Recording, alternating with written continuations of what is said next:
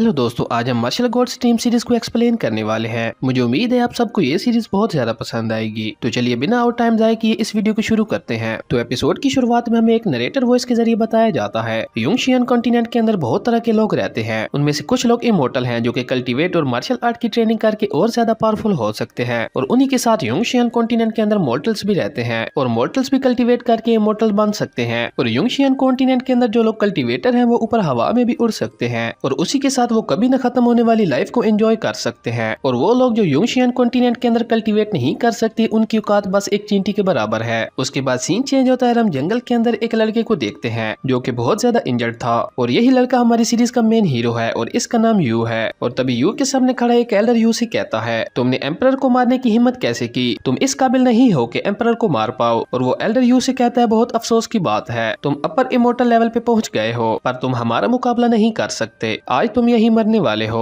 और ये कहकर वो एल्डर ऊपर हवा में उठ जाता है और वो तीनों मिलकर एक बहुत ज्यादा पावरफुल अटैक यू पे करते हैं। उसके बाद सीन चेंज होता है, हम यू को उसके रूम के अंदर देखते हैं और तभी यू हड़बड़ाकर उठ जाता है और वो इधर उधर देखते हुए कहता है, मुझे यकीन नहीं हो रहा कि मैं अभी भी जिंदा हूँ। और वो मिरर के सामने खड़े होकर खुद को देखने लगता है और तभी वहाँ पे एक गार्ड कहता है, प्रिंस लॉर्ड वापस आ गए हैं। ये सुन के यू बहुत ज्यादा शौक हो जाता है और वो कहता है, क्या अभी भी मेरे फादर जिंदा है? उसके बाद हमें यू के बचपन का सीन दिखाया जाता है जहाँ यू गोल्डन स्पून के साथ पैदा हुआ था, पर यू जब सिर्फ 7 साल का था तब एम्परर चालाकी से यू के ग्रैंडफादर को मार देता है और यू की मदर यह सदमा बर्दाश्त नहीं कर पाती और वो सुसाइड कर लेती है। उसके कुछ सालों बाद एम्परर यू के फादर को भी मरवा देता है। उसके बाद सीन चेंज होता है, हम यू को उसी मिरर के सामने देखते हैं और यू कहता है, मेरे फादर को एम्परर ने मरवा दिया था। उसके बाद यू खुद से ही कहता है, मुझे एक और चांस मिला है सब कुछ ठीक करने का, और इस बार मैं अपने साथ कुछ भी बुरा नहीं होने दूंगा। मैं अपने ग्रैंडफादर और मदर को तो नहीं बचा पाया, पर मैं अपने फादर को जरूर बचाऊंगा, फिर उसमें चाहे मेरी जान ही क्यों न चली जाए। मुझे लाइफ ने एक और चांस दिया है तो मैं ये चांस यूं ही नहीं गवा सकता। मुझे बहुत ज्यादा हार्ड प्रैक्टिस करनी होगी ताकि मैं अपने फादर को बचा सकूं। और तभी एक बार फिर से उस गार्ड की आवाज आती है, प्रिंस आपके फादर वापस आ गए हैं, तो आप जाके उनसे मिल सकते हैं। उसके बाद सीन चेंज होता है, हम यू को देखते हैं जो अपने फादर से मिलने के लिए आता है। तभी यू का फादर यू को देखकर कहता है, यू आज मैं तुमसे 1 मंथ के बाद मिल रहा हूँ, तुम तो काफी ज्यादा बड़े हो गए हो। ये सुन के यू अपने मन में सोचने लगता है, मैं अपनी पिछली लाइफ में अपने फादर से बहुत ज्यादा नफरत करता था क्योंकि वो मेरी मदर को मरने से नहीं बचा पाए थे, पर अब ऐसा नहीं होगा क्योंकि मैं जान गया हूँ कि वो सब एम्परर का किया धरा था। ये सब सोच के यू बहुत ज्यादा इमोशनल हो जाता है और उसकी आंखों से आंसू आने लगते हैं। ये देखकर यू के फादर यू से कहते हैं, यू तुम इतनी ज्यादा सैड क्यों हो रहे हो? देखो मैं तुम्हारे लिए कुछ लेके आया हूँ। और तभी वो एक पोर्टल से एक बॉक्स को बाहर निकालते हैं और वो बॉक्स यू को देते हुए कहते हैं, ये मेरी तरफ से तुम्हारे लिए एक गिफ्ट है। उस बॉक्स को देखकर यू कहता है, ये क्या है? जिसपे यू के फादर कहते हैं, इसे खोल के देखो। ये सुन के यू उस बॉक्स को देखते हुए कहता है, ये बॉक्स देखने में तो छोटा सा लग रहा है, पर इस बॉक्स से बहुत ज्यादा पावरफुल ऑरा निकल रहा है। ये सब सोच के यू उस बॉक्स को ओपन कर देता है और जैसे यू उस बॉक्स को ओपन करता है, उस बॉक्स से बहुत ज्यादा पावरफुल ऑरा निकलता है, जिसे देखकर एक पल के लिए यू भी शॉक हो जाता है। जहाँ उस बॉक्स के अंदर 2 पिल्स और एक स्किल बुक रखी हुई थी और यू उस स्किल बुक को देखते हुए कहता है, ये तो 9 सन स्नो मेल्टिंग स्किल है, ये तो बहुत ज्यादा पावरफुल स्किल है। ये देख के यू के फादर यू से कहते हैं, तुम्हें ज्यादा सरप्राइज होने की जरूरत नहीं है, मैंने ये पिल्स अपने लिए रखी हुई थी, पर अब मैं बहुत ज्यादा ओल्ड हो गया हूँ, इसलिए अब ये पिल्स मेरे किसी काम की नहीं है और मेरे पास ज्यादा समय नहीं बचा जिंदा रहने के लिए, पर तुम अभी भी यंग हो तो तुम 9 सन स्नो मेल्टिंग स्किल को सीख सकते हो। इस टेक्निक को सीखने से तुम्हारी कल्टीवेशन भी बहुत ज्यादा इंप्रूव होगी। उसके बाद यू के फादर यू से कहते हैं, एक न एक दिन मैं मर जाऊंगा और इसलिए मैं चाहता हूँ कि मेरे मरने के बाद तुम इस काबिल हो जाओ कि खुद को डिफेंड कर पाओ। ये सुन के यू बहुत ज्यादा सैड हो जाता है और वो भागकर अपने फादर की तरफ जाते हुए कहता है, फादर मैं आपको कुछ भी नहीं होने दूंगा, आप हमेशा जिंदा रहोगे। ये सुन के यू के फादर कहते हैं, यू तुम बस इस बॉक्स को रख लो, ये 2 पिल्स 9 मिस्टीरियस इन्फेर्नो फ्रूट पिल्स हैं जो मुझे अंडरवर्ल्ड से मिली थी। इन पिल्स के अंदर बहुत ज्यादा स्पिरिचुअल पावर है, इसलिए तुम इन पिल्स को तब ही रिफाइन करना जब तुम 3 सन रियाला में पहुंच जाओ। उसके बाद यू के फादर यू से कहते हैं, मैं बहुत ज्यादा थक चुका हूँ, इसलिए मैं अब रेस्ट करना चाहता हूँ, तो तुम भी जाके रेस्ट करो। ये सुन के यू अपने फादर को ग्रीट करते हुए कहता है, ओके, और वो वहाँ से जाने लगता है। उसके बाद सीन चेंज होता है और हम यू को देखते हैं जो खुद से कहता है, मुझे लाइफ ने एक और चांस दिया है ताकि मैं अपने साथ हुई घटनाओं को बदल सकूं। इस बार मैं बहुत ज्यादा हार्ड प्रैक्टिस करूंगा ताकि मैं एक पावरफुल कल्टीवेटर बन सकूं। उसके बाद यू अपने रूम में बैठकर उस स्किल बुक को देखते हुए कहता है, ये तो 9 सन स्नो मेल्टिंग स्किल है जो कि ज़ेन यू किंग हाउस की सीक्रेट टेक्निक है और ये one of the most powerful और फेमस टेक्निक है। इस टेक्निक के 9 रियलम्स हैं और अगर कोई इस टेक्निक को मास्टर कर ले तो वो अपनी एक ही स्ट्राइक से एक स्मॉल माउंटेन तक को डिस्ट्रॉय कर सकता है। और यू उस टेक्निक को देखते हुए कहता है, मैं अपनी पिछली लाइफ में इस टेक्निक को नहीं सीख पाया था और जब मुझे ये टेक्निक मिली थी तब मैं बहुत ज्यादा लेट हो गया था, पर इस बार मैं इस टेक्निक को जरूर सीखूंगा और इस टेक्निक को मास्टर करूंगा। उसके बाद यू कहता है, मुझे 5 साल के अंदर अंदर बहुत ज्यादा पावरफुल बनना करना होगा, तभी मैं अपनी पिछली लाइफ में हुई घटनाओं को चेंज कर पाऊंगा और इसके लिए मुझे किसी अल्टीमेट मेथड का यूज करना होगा। और ये कहकर यू कल्टीवेट करने लगता है और यू अपने स्पेस रियल में पहुंच जाता है। और यू कहता है अपनी पिछली लाइफ में जब मैं यहाँ से गया था तब मैंने एक इमोर्टल सेक्ट को ज्वाइन किया था और उस सेक्ट के अंदर मैंने बहुत ज्यादा पावरफुल और सुप्रीम टेक्निक्स को सीखा था, जिसकी वजह से मैं अपर इमोर्टल लेवल में पहुंच पाया था। और तभी यू के सामने डाउएस्ट हार्ट मिरर नाम की एक टेक्निक आ जाती है। इस टेक्निक को सिर्फ इमोर्टल लेवल के कल्टीवेटर्स ही कल्टीवेट कर पाते हैं और ये technique 9 sun snow melting skill से बहुत ज्यादा पावरफुल है। डाउएस्ट हार्ट मिरर टेक्निक बहुत ही ज्यादा मिस्टीरियस टेक्निक है क्योंकि मैं भी अभी तक नहीं जानता कि इसकी फुल पावर क्या है। उसके बाद यू उस टेक्निक को प्रैक्टिस करने लगता है। उस टेक्निक को प्रैक्टिस करते हुए यू कहता है मार्शल आर्ट्स के 6 रियलम्स हैं और जैसे जैसे मैं इन रियलम्स में ब्रेक थ्रू करता जाऊंगा मैं और भी ज्यादा पावरफुल होता जाऊंगा। उसके बाद यू कहता है मुझे अपनी की एनर्जी को अपनी मेरिडियंस के अंदर ट्रांसफर करना होगा और मुझे अपनी मेरिडियंस को अनलॉक करना होगा ताकि मैं स्पिरिचुअल पावर का यूज कर पाऊं। और ये कहकर यू उसी की प्रैक्टिस करने लगता है और तभी यू से बहुत ज्यादा पावरफुल ऑरा निकलने लगता है और तभी यू अपनी आंखें खोल लेता है और वो अपनी स्पिरिचुअल पावर का यूज करके अपने सामने रखी कैंडल को बुझा देता है। ये देखकर यू बहुत ज्यादा खुश हो जाता है और वो कहता है डाउएस्ट हार्ट मिरर टेक्निक को कल्टीवेट करने से मेरी स्पिरिचुअल पावर बहुत ही ज्यादा पावरफुल हो गई है। और यू कहता है मेरी इस लाइफ की स्पिरिचुअल एनर्जी मेरी पिछली लाइफ की स्पिरिचुअल एनर्जी से बहुत ज्यादा पावरफुल है। उसके बाद यू कल्टीवेशन करने लगता है और देखते ही देखते पूरी रात गुजर जाती है और तभी यू अपनी आंखें खोलते हुए कहता है और वो कहता है मुझे लगा था मेरी इस लाइफ की कल्टीवेशन स्पीड बहुत ज्यादा बढ़ गई है पर ऐसा नहीं है। मेरी इस लाइफ की कल्टीवेशन स्पीड तो मेरी पिछली लाइफ की कल्टीवेशन स्पीड से भी बहुत ज्यादा स्लो है। और यू कहता है मैं अपनी पिछली लाइफ में इमोर्टल सेट के अंदर कल्टीवेट कर रहा था और इमोर्टल सेट की स्पिरिचुअल एनर्जी बहुत ज्यादा प्योर होती है इसलिए वहाँ पे मेरी कल्टीवेशन स्पीड बहुत ज्यादा बढ़ गई थी, मगर यहाँ की स्पिरिचुअल एनर्जी इतनी ज्यादा प्योर नहीं है जिसकी वजह से मेरी कल्टीवेशन स्पीड भी बहुत ज्यादा स्लो हो गई है। और अब मुझे स्पिरिचुअल ट्रेजर्स का यूज करके अपनी कल्टीवेशन स्पीड को बढ़ाना होगा और ऐसा मुझे 5 साल के अंदर अंदर करना होगा क्योंकि अगर मैं 5 साल के अंदर ऐसा नहीं कर पाया तो मैं अपनी डेस्टिनी को नहीं बदल पाऊंगा। उसके बाद यू उन पिल्स को देखते हुए कहता है अभी तो मैं इन पिल्स को भी रिफाइन नहीं कर सकता क्योंकि मैं इन पिल्स को तभी रिफाइन कर सकता हूँ जब मैं 9 सन स्नो मेल्टिंग स्किल को सीखूं और अगर उस टेक्निक को सीखे बगैर मैंने इन पिल्स को रिफाइन किया तो उसका नतीजा बहुत ज्यादा बुरा होगा और अभी के लिए मैं इस रिस्क को नहीं उठा सकता। और ये कहकर यू उस बॉक्स को बंद कर देता है और वो खुद से ही कहता है कोई ना कोई रास्ता तो और जरूर होगा। और तभी यू के अंदर से एक स्पिरिचुअल लाइटनिंग फ्लावर बाहर आता है और उस लाइटनिंग फ्लावर से बहुत ज्यादा ऑरा निकलने लगता है और वो लाइटनिंग फ्लावर यू को एक टर्टल्स आर्मर की तरफ इशारा करता है और यू उस लाइटनिंग फ्लावर को देखते हुए कहता है ये तो वही लाइटनिंग फ्लावर है जिसकी वजह से मुझे ये न्यू लाइफ मिली है। और ये कहकर यू उस टर्टल आर्मर की तरफ चला जाता है। उसके बाद यू उस टर्टल आर्मर को रिफाइन करने लगता है और जैसे यू को उस टर्टल आर्मर की पावर महसूस होती है और यू कहता है इस टर्टल आर्मर के अंदर तो इमोर्टल लेवल की स्पिरिचुअल पावर है जिसे रिफाइन करने के बाद मेरी कल्टीवेशन स्पीड बहुत ज्यादा बढ़ जाएगी। और यू कहता है मैं नहीं जानता कि इस टर्टल आर्मर के अंदर कितनी ज्यादा स्पिरिचुअल पावर है इसलिए अब मुझे और ज्यादा टाइम वेस्ट नहीं करना चाहिए और मुझे कल्टीवेशन करनी चाहिए। और ये कहकर यू उस टर्टल आर्मर के ऑरा की मदद से कल्टीवेट करने लगता है और तभी यू से बहुत ज्यादा ऑरा निकलने लगता है और तभी यू अपनी आंखें खोल लेता है और यू कहता है फाइनली मैंने ब्रेक थ्रू कर ही लिया। और यू कहता है गॉड मेरी मदद कर रहे हैं, इसका मतलब है गॉड चाहते हैं कि मैं और ज्यादा पावरफुल बनूं। उसके बाद यू अपने रूम की खिड़की की तरफ जाते हुए कहता है मैंने एक रात के अंदर ही अर्ली की रियलम से स्ट्रेंथ रियलम में ब्रेक थ्रू कर लिया है। अगर ये बात किसी को पता चली तो वो बहुत ज्यादा शॉक हो जाएगा और वो मेरी बात पे यकीन ही नहीं करेगा क्योंकि सिर्फ एक रात के अंदर ही अर्ली की रियलम से स्ट्रेंथ रियलम में ब्रेक थ्रू कर पाना इम्पॉसिबल है। उसके बाद यू अपने घोड़े पे बैठकर सिटी के अंदर चला जाता है और यू सिटी के अंदर घूमते हुए कहता है ये जगह बिल्कुल भी नहीं बदली। उसके बाद यू एक पुराने टेम्पल के पास पहुंच जाता है जहाँ वो अपनी मदर के लिए प्रेयर करवाने आया था। उसके बाद यू उस टेम्पल के मोंक से कहकर अपनी मदर के लिए प्रेयर करवाता है जहाँ पे यू बहुत ज्यादा सैड हो जाता है और वो काफी टाइम उस टेम्पल के अंदर गुजारता है। उसके बाद सीन चेंज होता है, हम यू को एक होटल के अंदर देखते हैं और तभी यू को उस होटल के बाहर प्रिंसेस लिंग ही नजर आती है। ये देखकर यू उस होटल से बाहर जाने लगता है और यू जाकर प्रिंसेस लिंग ही के रास्ते में खड़ा हो जाता है। ये देखकर प्रिंसेस लिंग ही कहती है मेरे रास्ते से हट जाओ, जिस पे यू कहता है अगर मैं तुम्हारे रास्ते से ना हटूं तो तुम क्या कर लोगी। और ये कहकर यू प्रिंसेस लिंग ही को गौर से देखने लगता है। ये देखकर प्रिंसेस लिंग ही समझती है यू मुझे बुरी नजर से देख रहा है। उसके बाद प्रिंसेस लिंग ही अपने गार्ड से कहते हैं इस लड़के को मेरे रास्ते से हटाओ और इसे अच्छा सबक सिखाना। ये सुन के वो दोनों गार्ड यू की तरफ बढ़ जाते हैं पर तभी यू उस होटल की खिड़की से बाहर जंप लगा देता है और वो वहाँ से भाग जाता है। उसके बाद सीन चेंज होता है, हम यू को एक टायर शॉप के अंदर देखते हैं और तभी वहाँ पे खड़ी लड़की यू से कहती है सर आपको क्या चाहिए, जिसपे यू कहता है मुझे स्पिरिचुअल ट्रेजर्स चाहिए। ये सुन के वो लड़की एक पोर्टर से काफी सारे स्पिरिचुअल ट्रेजर्स बाहर निकालती है पर तभी यू की नजर एक रूट पे पड़ती है। यू को उस रूट को देखता पाकर वो लड़की यू से कहती है सर ये रूट बहुत ज्यादा मिस्टीरियस है और हम भी नहीं जानते ये रूट हमारे पास कैसे आई और इस रूट के अंदर बहुत ही कम स्पिरिचुअल पावर है। ये सुन के यू कहता है मैं इस डैगर को बाय करना चाहूंगा और इस रूट को भी बाय करना चाहता हूँ। उसके बाद यू उन दोनों चीजों को लेकर अपने पैलेस की तरफ चला जाता है। उसके बाद सीन चेंज होता है, हम यू को उसके रूम के अंदर कल्टीवेट करते हुए देखते हैं जहाँ यू अपने स्पिरिचुअल स्पिरिचुअल लाइटिंग फ्लावर को बाहर निकालने की कोशिश कर रहा था, पर वो ऐसा नहीं कर पा रहा था। पर थोड़ी देर कोशिश करने के बाद ही उसका स्पिरिचुअल लाइटिंग फ्लावर बाहर आ जाता है और जैसे ही वो लाइटिंग फ्लावर बाहर आता है तभी वो टर्टल आर्मर और वो रूट ऊपर उठ जाते हैं। और ये देखकर यू टाइम न जाया करते हुए अपनी कल्टीवेशन करने लगता है और थोड़ी देर कल्टीवेट करने के बाद यू अपनी फर्स्ट मेरिडियन को ओपन कर लेता है और इसी तरह यू को कल्टीवेट करते करते पूरी रात गुजर जाती है। उसके बाद यू का स्पिरिचुअल लाइटिंग फ्लावर दोबारा उसके अंदर चला जाता है और उसका टर्टल आर्मर भी नीचे गिर जाता है, पर तभी यू अपनी आंखें खोल लेता है और यू खुश होते हुए कहता है मैंने अपनी 3 मेरिडियंस को ओपन कर लिया है। और यू उस टर्टल आर्मर की तरफ देखते हुए कहता है मुझे लगता है इस टर्टल आर्मर की स्पिरिचुअल पावर खत्म हो गई है। और तभी यू की नजर उस स्पिरिचुअल रूट पे पड़ती है जो कि बहुत ज्यादा ग्लो कर रही थी और यू उस स्पिरिचुअल रूट को देखकर बहुत ज्यादा शॉक हो जाता है और यू कहता है ये डेड स्पिरिचुअल रूट तो बिल्कुल ठीक हो गई है। और यू उस रूट को अपने हाथ में लेते हुए कहता है मुझे लगता है स्पिरिचुअल लाइटिंग फ्लावर ने इस रूट को बिल्कुल ठीक कर दिया है और इस रूट की स्पिरिचुअल पावर भी वापस लौट आई है। और यू कहता है मुझे लगता है इस स्पिरिचुअल लाइटिंग फ्लावर की मदद से किसी मरी हुई चीज को भी वापस रिबॉर्न किया जा सकता है। उसके बाद सीन चेंज होता है, हम यू को उसके फादर के ट्रेजर हाउस के अंदर देखते हैं जहाँ पे डिफरेंट टाइप के ट्रेजर्स रखे हुए थे और यू उस ट्रेजर हाउस से अपने फादर की जियान हू किंग सील उठा लाता है जिसकी स्पिरिचुअल पावर ऑलमोस्ट खत्म हो गई थी। उसके बाद यू उस ट्रेजर हाउस से बाहर आ जाता है और जैसे यू उस ट्रेजर हाउस से बाहर आता है तभी उसे वहाँ पे वू जियांग नजर आता है जो कि उसका कजन था। यू वू जियांग के ग्रुप को इग्नोर करते हुए वहाँ से आगे बढ़ जाता है, पर तभी वू जियांग यू को आवाज लगाते हुए कहता है आज तो प्रिंस खुद ट्रेजर हाउस के अंदर आए हैं, क्या प्रिंस यहाँ से कुछ लेने के लिए आए थे? ये सुन के यू कहता है तुम्हें इससे कोई मतलब नहीं होना चाहिए, जिसपे वू जियांग कहता है मैंने कुछ दिन पहले ही नियान रियाला में ब्रेक थ्रू किया है तो इसलिए अब मैं ट्रेजर हाउस से किसी भी स्पिरिट टूल को ले सकता हूँ अपनी प्रोटेक्शन के लिए। और वू जियांग यू से कहता है मैंने तुमसे इसलिए पूछा था क्योंकि मैं भी यहाँ पे एक ट्रेजर लेने के लिए आया हूँ और कहीं तुम मेरे ही ट्रेजर उठाकर तो नहीं जा रहे। उसके बाद वू जियांग खुद ही हंसते हुए कहता है पर तुम इस काबिल नहीं हो कि तुम उस ट्रेजर को यूज कर पाओ। उसके बाद यू कहता है वू जियांग अभी भी सिर्फ 18 साल का ही है पर इसने अभी से ही नियान रियाला में ब्रेक थ्रू कर लिया है। कुछ भी हो पर वाकई वू जियांग एक जीनियस है, बल्कि ये पूरे चाओशेंग कैपिटल का जीनियस है। उसके बाद यू वू जियांग से कहता है तो ब्रदर वू जियांग ने नियान रियाला में ब्रेक थ्रू कर लिया है और यू वू जियांग को ब्रेक थ्रू करने पर कांग्रेचुलेशन कहता है। और यू वू जियांग से कहता है ब्रदर वू जियांग आप परेशान ना हो, आप जो ट्रेजर चाहते हैं वो मैंने नहीं लिया। और ये कहकर यू वहाँ से जाने लगता है, पर तभी वू जियांग यू का रास्ता रोकते हुए कहता है प्रिंस क्या आप हमें बता सकते हैं कि आपने ट्रेजर हाउस से क्या लिया है? जिसपे यू कहता है क्या तुम प्रिंस हो जो मैं तुम्हें बताऊं? ये सुन के वू जियांग थोड़ा शॉक हो जाता है और वो कहता है पहले तो ये मुझसे बहुत ज्यादा डरता था पर अब ये मुझसे क्यों नहीं डर रहा, आखिर इसके साथ क्या हुआ है जो ये इतना ज्यादा बहादुर हो गया है? और तभी एक लड़की जिसका नाम जाओ लिंगार था वो यू के बीच में आते हुए कहती है प्रिंस आप वू जियांग को दिखा क्यों नहीं देते कि आप यहाँ से क्या लेके जा रहे हैं? ये सुन के यू गुस्से से लिंगार से कहता है तो अब तुम मुझे बताओगी कि मुझे क्या करना चाहिए और क्या नहीं। ये सुन के लिंगार कहती है मेरा ये मतलब नहीं था, पर तभी वू जियांग कहता है भूल जाओ और वो यू से कहता है अगर तुमने ट्रेजर हाउस से मेरे वाला ट्रेजर लिया है तो फिर मैं तुम्हें नहीं छोड़ूंगा। और ये कहकर वू जियांग उस ट्रेजर हाउस की तरफ बढ़ जाता है। उसके बाद यू भी वहाँ से चला जाता है। उसके बाद सीन चेंज होता है, हम यू को उसके रूम के अंदर देखते हैं जहाँ यू के सामने टर्टल आर्मर और मैजेस्टिक जियान हू किंग सील रखी हुई थी। और तभी यू अपने स्पिरिचुअल लाइटिंग फ्लावर को बाहर निकालता है और वो एक बार फिर से कल्टीवेट करने लगता है और देखते ही देखते पूरी रात गुजर जाती है यू को कल्टीवेट करते हुए। और तभी यू से बहुत ज्यादा ऑरा रिलीज होता है और यू की 4th मेरिडियन भी ओपन हो जाती है और तभी वो स्पिरिचुअल लाइटिंग फ्लावर यू के अंदर चला जाता है और यू अपनी आंखें खोलते हुए कहता है मेरा लाइटिंग फ्लावर भी इस किंग सील को ठीक नहीं कर पाया, क्या इसका मतलब है कि ये किंग सील मेरे लाइटिंग फ्लावर से भी ज्यादा पावरफुल है? और ये कहकर यू एक बार फिर से कल्टीवेट करने लगता है और देखते ही देखते उसकी सभी मेरिडियंस ओपन हो जाती हैं। ये देखकर यू बहुत ज्यादा खुश हो जाता है, पर तभी उसकी नजर किंग सील पे पड़ती है जिससे बहुत ज्यादा गोल्डन ऑरा निकल रहा था। ये देखकर यू बहुत ज्यादा शॉक हो जाता है और वो कहता है ये कैसे पॉसिबल है? और यू उस किंग सील को उठाते हुए कहता है तो फाइनली मेरे स्पिरिचुअल लाइटिंग फ्लावर ने इसको ठीक कर ही दिया। और यू कहता है जब मेरे फादर को इस बारे में पता चलेगा कि मैंने किंग सील को ठीक कर दिया तो वो बहुत ज्यादा खुश होंगे। और ये कहकर यू उस किंग सील में अपना ऑरा ट्रांसफर करने लगता है। उसके बाद सीन चेंज होता है, हम वू जियांग को एक फाइटिंग एरिना के अंदर देखते हैं जहाँ वू जियांग अपने ग्रुप को अपने मार्शल आर्ट्स की स्किल दिखा रहा था। वू जियांग ये सब बस अपने फ्रेंड्स के सामने शो ऑफ करने के लिए कर रहा था और तभी वहाँ पे यू आने लगता है और यू को वहाँ देखकर वू जियांग जंप करता हुआ यू के सामने पहुंच जाता है और वू जियांग यू का रास्ता रोकते हुए कहता है आज प्रिंस मार्शल आर्ट्स एरिना के अंदर क्या कर रहे हैं? ये सुन के यू वू जियांग से कहता है मेरे रास्ते से हट जाओ, पर वू जियांग यू के रास्ते से नहीं हटता और ये देखकर यू अपना रास्ता चेंज कर लेता है। पर तभी वू जियांग का दोस्त यू का रास्ता रोक लेता है। उसके बाद वू जियांग के सभी दोस्त यू का मजाक उड़ाने लगते हैं और तभी वू जियांग यू के पास आते हुए कहता है और वो यू से कहता है मैंने सुना है कुछ दिन पहले तुम्हारे फादर लॉर्ड वापस आ गए हैं और उन्होंने तुम्हें 9th सन स्नो मेल्टिंग स्किल दी है सीखने के लिए। मैं उस स्किल के बारे में काफी कुछ जानता हूँ पर आज तक मैंने उस स्किल की ट्रू फॉर्म नहीं देखी, तो क्यों न तुम हम सबको 9th सन स्नो मेल्टिंग स्किल की पावर को दिखाओ। ये सुन के यू सोचता है कि जब मेरे फादर ने मुझे वो टेक्निक दी थी तब वहाँ पे कोई भी थर्ड पर्सन नहीं था, तो फिर वू जियांग को ये कैसे पता चला कि मेरे फादर ने मुझे वो टेक्निक दी थी? इसका मतलब उस दिन छुपकर कोई हमारी बातें सुन रहा था। उसके बाद यू वू जियांग जियांग से कहता है मैं तुम्हें वो स्किल दिखाने में इंटरेस्टेड नहीं हूँ। ये सुन के वू जियांग यू से कहता है तो फिर क्यों ना हम एक बैट लगाएं। अगर तुमने मेरे 3 मूव्स को रोक लिया तो तुमने जो भी कहा वो मैं करूंगा, पर अगर तुम मेरे 3 मूव्स को नहीं रोक पाए तो फिर तुम्हें अपनी 9 सन स्नो मेल्टिंग स्किल मुझे देनी होगी। ये सुन के यू कहता है ओके ठीक है, पर अगर मैं जीता तो तुम्हारा ये सर्वेंट मेरा होगा। ये सुन के वू जियांग थोड़ा शौक हो जाता है और वो सोचता है कि आखिर ये सर्वेंट इससे क्यों चाहिए। उसके बाद वू जियांग यू से कहता है ओके मुझे मंजूर है। उसके बाद वो दोनों जंप करते हुए फाइटिंग अरीना के अंदर चले जाते हैं। उसके बाद वू जियांग अपना ऑरा रिलीज करते हुए अपनी टाइगर स्पिरिट से यू पे अटैक कर देता है और उस अटैक को अपनी तरफ आता देखकर यू भी ऊपर हवा में उठ जाता है। और ये देखकर वू जियांग कहता है क्या ये पागल हो गया है जो ये मेरे अटैक को सामने से रोकना चाहता है। ये सोच के वू जियांग कहता है मैं इसे डायरेक्टली तो नहीं मार सकता, पर अगर ये इस तरीके से मार गया तो कोई भी मुझे ब्लेम नहीं करेगा। पर तभी यू अपने सिर्फ एक हाथ से ही वू जियांग की टाइगर स्पिरिट को रोक देता है। और ये देखकर वहाँ पे खड़े सभी लोग बहुत ज्यादा शौक हो जाते हैं। और वहाँ पे खड़ा वू जियांग के एक दोस्त कहता है ये लड़का इतना ज्यादा पावरफुल कैसे हो गया, इसने एक निया रियलम के कल्टीवेटर का अटैक इतनी इजीली कैसे रोक लिया। वहीं वू जियांग भी ये देखकर बहुत ज्यादा शौक होते हुए कहता है तो तुमने की रियलम में ब्रेक थ्रू कर लिया है। और ये कहकर वू जियांग यू से कहता है तुमने की रियलम में तो ब्रेक थ्रू कर लिया है, लेकिन फिर भी तुम मेरे अटैक्स को नहीं रोक पाओगे। और ये कहकर वू जियांग अपना ऑरा रिलीज करते हुए ऊपर हवा में उठ जाता है और वो एलिफेंट पाम से यू पे अटैक कर देता है। और ये देखकर यू भी थोड़ा शौक हो जाता है, पर तभी यू अपना ऑरा रिलीज कर देता है, जिसे देखकर एक पल के लिए वू जियांग भी थोड़ा डर जाता है और वू जियांग का ये अटैक भी बेकार जाता है। और ये देखकर वू जियांग बहुत ज्यादा गुस्सा हो जाता है और वो यू से कहता है मैंने तुम्हें अंडर एस्टिमेट किया, पर अब मैं तुम्हें अपनी रियल पावर दिखाता हूँ। और ये कहकर वू जियांग अपने स्पिरिट टूल को बाहर निकालता है जो कि ग्रीन टर्टल था और वो ग्रीन टर्टल यू पे अटैक कर देता है। ये देखकर यू अपना रेड ऑरा रिलीज कर देता है और वो अपनी इमोर्टल स्किल का यूज करते हुए उस ग्रीन टर्टल के वीक पॉइंट पे अटैक कर देता है, जिससे वू जियांग का ये अटैक भी बेकार जाता है। और ये देखकर वू जियांग और वहाँ पे खड़े सभी लोग बहुत ज्यादा शौक हो जाते हैं और वो सभी कहते हैं आखिर ये कैसे पॉसिबल है। उसके बाद यू वू जियांग के पास जाते हुए कहता है तुम हार गए और अब से तुम्हारा सर्वेंट बॉय मेरा हुआ। उसके बाद जू उस सर्वेंट बॉय की तरफ जाता है जिसका नाम जियो था और यू जियो के साथ वहाँ से चला जाता है। उसके बाद सीन चेंज होता है, हम यू और जियो को देखते हैं जो अपने पैलेस के पास पहुंच जाते हैं और यू जियो को उसके रहने की जगह दिखाते हुए कहता है मैं इस यार्ड की सफाई तुम पे छोड़ता हूँ, इसके अलावा और तुम्हें कुछ भी नहीं करना है और हाँ मेरे रूम के नजदीक मत आना। उसके बाद यू अपने रूम से जियो को सफाई करते हुए देखता है और यू सोचते हुए कहता है जियो ने मेरी पिछली लाइफ में अपने मास्टर की जान बचाने के लिए खुद का सैक्रिफाइस कर दिया था और इसीलिए आज मैंने इसे वू जियांग से मांग लिया। उसके बाद सीन चेंज होता है, हम यू को उसी होटल के अंदर देखते हैं जहाँ पे कुछ लोग बातें कर रहे थे कि एंथम रॉयल टेस्ट कुछ ही दिनों में स्टार्ट होने वाला है और उसमें सिर्फ वही पार्टिसिपेट कर सकता है जो 3rd लेवल पे है। ये सुन के यू कहता है मैंने अपनी पिछली लाइफ में रॉयल एंथम टेस्ट के ऊपर ज्यादा ध्यान नहीं दिया था, पर इस बार मैं उस रॉयल एंथम टेस्ट में जरूर पार्टिसिपेट करूंगा और उसे जीतूंगा भी। और यू कुछ सोचते हुए कहता है पत्नी इस बार रॉयल एंथम टेस्ट में आएगी या नहीं। उसके बाद यू को अपनी पिछली लाइफ की यादें आने लगती हैं जहाँ उस लड़की को कुछ लोगों ने घेरा हुआ था और उस लड़की ने उन सब लोगों से बचने के लिए नीचे खाई में जंप लगा दी थी। और यू उस लड़की के बारे में सोचने लगता है और यू कहता है आखिर वो लड़की थी कौन और वो लोग कौन थे जो उसे मारना चाहते थे, पर कुछ भी हो इस बार मैं उस लड़की को बचा लूंगा। उसके बाद यू उस होटल से जाने लगता है। उसके बाद सीन चेंज होता है, हम यू को कल्टीवेट करते हुए देखते हैं और तभी यू अपनी आंखें खोलते हुए उस बॉक्स को बाहर निकालता है जो उसे उसके फादर ने दिया था। और यू उस बॉक्स के अंदर रखी पिल्स को देखते हुए कहता है रॉयल एंथम टेस्ट जल्दी स्टार्ट होने वाला है और मुझे जल्द से जल्द पावरफुल बनना होगा। और यू कहता है मैं अपनी इमोर्टल स्किल को सबके सामने यूज नहीं कर सकता, इससे मेरे साथ साथ मेरे फादर भी खतरे में पड़ जाएंगे। और ये कहकर you 9 sun snow melting skill की बुक को पढ़ने लगता है। उसके बाद यू एक बार फिर से कल्टीवेट करने लगता है जिसकी वजह से यू से बहुत ज्यादा गोल्डन ऑरा निकलने लगता है और ये ऑरा इतना ज्यादा पावरफुल था कि उसकी रोशनी यू के रूम से बाहर निकल रही थी। और तभी उस रोशनी की वजह से जियो उठ जाता है और वो भागकर यू के रूम की तरफ जाता है और वो यू के डोर को नॉक करने लगता है। और तभी यू डोर ओपन करते हुए जियो से कहता है क्या हुआ, तुम यहाँ क्या कर रहे हो। जिस पे जियो कहता है अभी थोड़ी देर पहले मैंने आपके रूम से गोल्डन लाइट बाहर निकलते हुए देखी, मुझे लगा आपके रूम में आग लग गई है इसलिए मैं यहाँ आया था। और ये एपिसोड यहीं पे खत्म हो जाता है। अगर आपको वीडियो अच्छी लगी तो लाइक कर दें और अगर चैनल पे नए आए हो तो सब्सक्राइब करते जाना। तो मिलते हैं एक न्यू वीडियो में, तब तक के लिए बाय।